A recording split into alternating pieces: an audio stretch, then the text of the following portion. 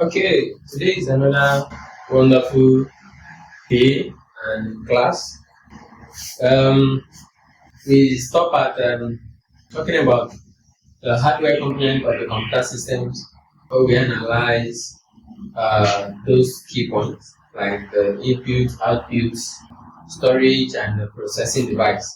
And we said that the processing device, the example is the processor, right? So if you have not watched that video, you need to go watch it so you understand how these things works. And there are rules and regulations that govern the computer systems. It's not just a mere profession. So everything is going in accord. All right. So I made a promise that we're going to talk about uh, software, right? And I can understand that maybe in the primary school or in the secondary school and whatever, they usually define the software components to be those things that cannot be seen, they cannot be touched, they cannot be feel. Yeah, that's what they say. And I'm here to prove you wrong that that definition is actually very, very, very wrong. All right. So software is a collection of programs and instructions, right? It's a collection of programs and instructions that are given to the computer to enable it to carry out a particular task, right? So when you tell the computer what to do, that's like a program. How do you tell the computer what to do?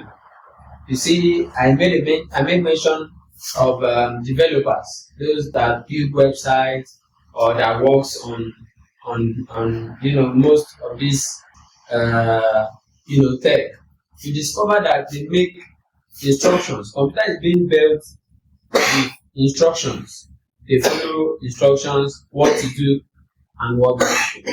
So let's assume you build your regular app, or let's say you use Jumia, and when you enter the app, they actually tells the software how to operate, and they tell it. Sometimes you see your Black Friday, and there might be some kind of Black Friday being shaken, and some kind of animations. They give it animations that makes it look outstanding, and you look at it and say, wow, this is nice. Now that is an example of an instruction that is being given. All right, and they used codes, programs to execute this. So now we're going to look at type of software, and then we have the programming software. We have programming software. Yes. So when you write programs, which are a set of logical codes or instructions, which must be written, must be debugged, and given to the computer to enable it carried out its processes. So they use languages like C++. They use languages like Python. Yeah. They use languages like Java or JavaScript. Yeah, they have Java, they have JavaScript. All right. They use so many programs like PHP and so on and so forth. All right. They use so many of them. There are so many that they use for tasks under program. What type of software? We have programming. So these are examples of programming languages that can be used to execute this project. They call program, right? Developers will relate more on this. And then another one we have is operating system. Operating system is another example of type of system softwares. All right.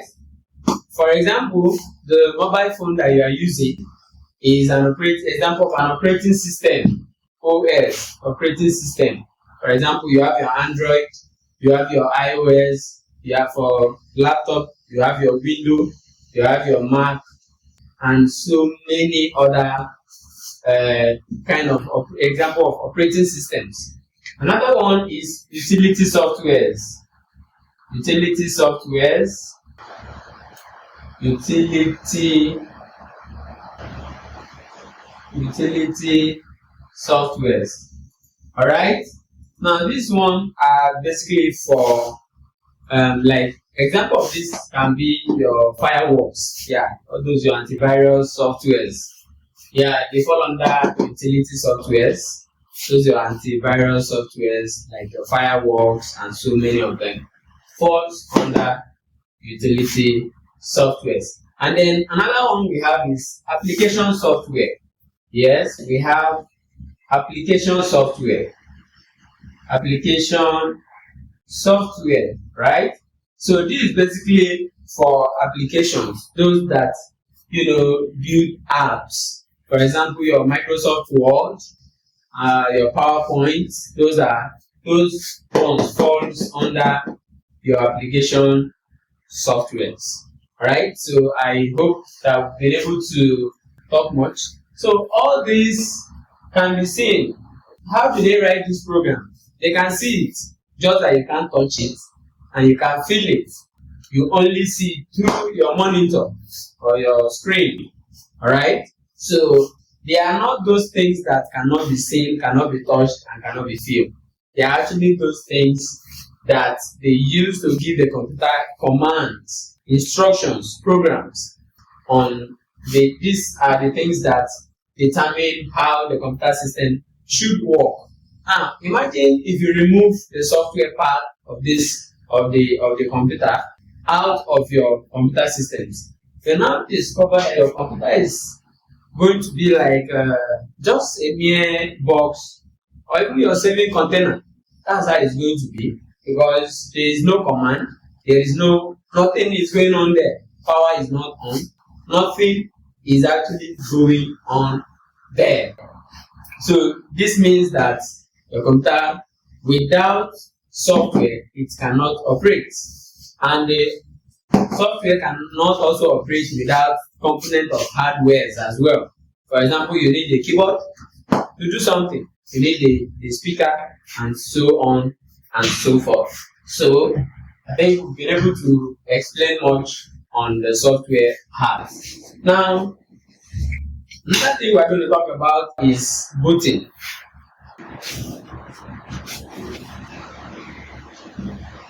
Yeah, we're going to talk about booting. And what is booting? Yeah, you might be hearing booting, and so on and so forth for some of you. Now, booting is an automatic process of loading into the computer main memory its input and output device files and other peripherals needed for the computer to enable it carried out its processes. So whenever you turn on your computer system, something is happening there, and the process is called what? Booting. I believe you've learned from here. The process is called booting, and like I said again, it is the process of loading into the computer main memory its input and output device files and other peripherals needed for the computer to enable it carried out its processes, right? And where booting stops, that is called auto.excel.bat5. Yeah, this is what determines booting to stop. Now, if you're booting, let's say your system is trying to on and it's just loading and loading and loading continuously without stopping to open the screen for you, it means that this guy is not working. Once this guy is working, once it gets to this point, it will automatically stop loading and begin to open systems your windows for you. Alright, so take note, this auto excel. So we're going to look at the type of booting. We have code booting. We have code booting. That's COLD, code booting. And then we have warm booting. Warm booting. Now, cold booting is when your system was initially shut down and you are starting the system for the first time at a particular time. All right. So when you shut your system down and you are starting your system automatically again, that process is called cold booting. That is when your system was not on initially and you are just turning it on at the moment. Now, warm booting is like restarting your system. When you restart your system, at that process, it is called warm booting. It means that your system was, so warm booting means that your system was initially on and you turn it off to turn it on again. And usually when you use your restart button, yeah, that process is called booting. So I believe you've learned today. That is so you help us, give us a like, comment, and then suggest the next topic that we should treat. Thank you and God bless you.